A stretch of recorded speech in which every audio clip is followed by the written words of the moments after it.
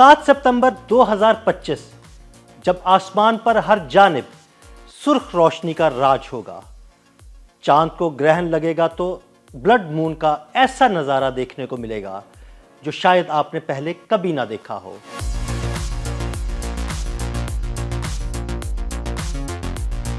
दो 2025 का दूसरा चांद ग्रहण 7 सितंबर को होगा और इस मौके पर आसमान सुर्ख रंग की रोशनी से मुनव्वर हो जाएगा। जी हाँ, वाकई 7 सितंबर को होने वाला चांद ग्रहण दर हकीकत ब्लड मून होगा। यह चांद ग्रहण इसलिए खास होगा क्योंकि इसे पाकिस्तान समेत लगभग दुनिया का हर फर्द देख सकेगा। टाइम एंड डेट नामी वेबसाइट के मुताबिक ये चांद ग्रहण 7 अरब से ज्यादा अफराद देख सकेंगे और मुकम्मल ग्रहण लगभग 82 मिनट तवील होगा। वेबसाइट के मुताबिक ये चांद ग्रहण दुनिया की 77% आबादी के लिए देखना मुमकिन होगा, जो कि हालिया तारीख में सबसे ज्यादा देखे जाने वाले ग्रहण में से एक होगा। इसकी एक और खास बात यह है कि यह मुकम्मल चांद ग्रहण होगा जो कि अमूमन 18 माह में एक बार देखने में आता है। ये ग्रहण 7 सितंबर की शब 8:28 पर शुरू होगा और रात 1:55 तक बरकरार रहेगा, जिस दौरान 82 मिनट तक मुकम्मल ग्रहण होगा। एशिया में पाकिस्तान, चीन, जापान और भारत इस चांद ग्रहण का नजारा करने के लिए बेहतरीन मुमालिक होंगे। इससे हटकर ऑस्ट्रेलिया, जनूबी अफ्रीका, यूरोप और दीगर खितों में भी इसका नजारा किया जा सकेगा। इससे कबल 2025 का पहला चांद ग्रहण 14 मार्च को हुआ था, मगर इस मौके पर पाकिस्तान में इसे देखा नहीं जा सका था क्योंकि ग्रहण का आगाज पाकिस्तानी वक्त के मुताबिक सुबह 9 बजे के करीब हुआ और इख्तिताम दोपहर 3 बजे हुआ।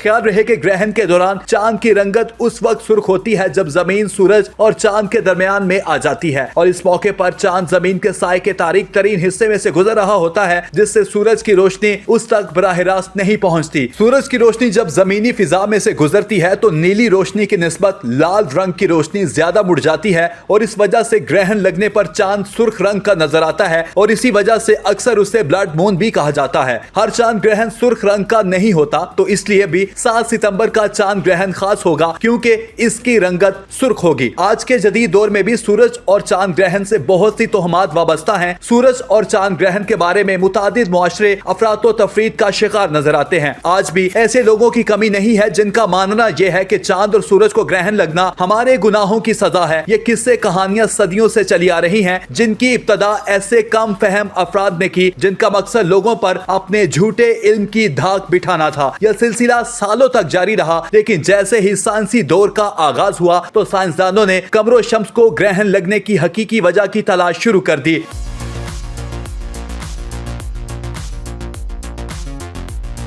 हम जानते हैं कि जमीन सूरज के और चांद जमीन के गिर्द गर्दिश कर रहा है। 29 दिन के बाद चांद जमीन के गिर्द अपना एक चक्कर मुकम्मल करता है। हर माह चांद अपने चक्कर के दौरान सूरज और जमीन के दरमियान से गुजरता है और इसी तरह आधे चक्कर में जमीन सूरज और चांद के दरमियान में होती है। फिर तो हर माह सूरज और चांद ग्रहण वाक़ई होने चाहिए, लेकिन ऐसा नहीं होता, बल्कि हर साल में 4 या 5 ग्रहण होते हैं। हर माह ग्रहण सिर्फ एक सूरत में वाक़या हो सकता था कि अगर चांद का मदार सूरज और जमीन के मदार के सीध में होता, लेकिन ऐसा नहीं है। कमरी मदार जमीनी मदार से 5 डिग्री के जाविये पर झुका हुआ है। अजसाम की मदारों के इस जगह को फल्कियाती इस्तिलाह में ऑर्बिटल इंक्लिनेशन कहते हैं। इस तरह ये दोनों मदार सिर्फ 2 मकाम पर मिलते हैं और हैरान कुन बात यह है कि अगर नया चांद इन जगहों पर पेश आए तो वो सूरज ग्रहण होगा और इसी तरह पूरा चांद इन जगहों पर पेश आए तो वो चांद ग्रहण का बायस बनेगा। इन दोनों मकाम को फल्कियाती इस्तिलाह में नोड्स यानी दोनों मदारों की मलाप की जगह कहा जाता है। ये बात वाकई हैरत अंगेज है कि साइंसदानों को पहले से किस तरह पता चलता है कि चांद या सूरज ग्रहण जमीन पर उन मकामात पर देखा जा सकेगा और उस वक्त देखा जाएगा। इसका आसान जवाब यह है कि हम रियाजी की मदद से बाआसानी मालूम कर सकते हैं कि चांद, सूरज, सियारे और सितारे इस वजह से अपने मदार में किधर मौजूद हैं।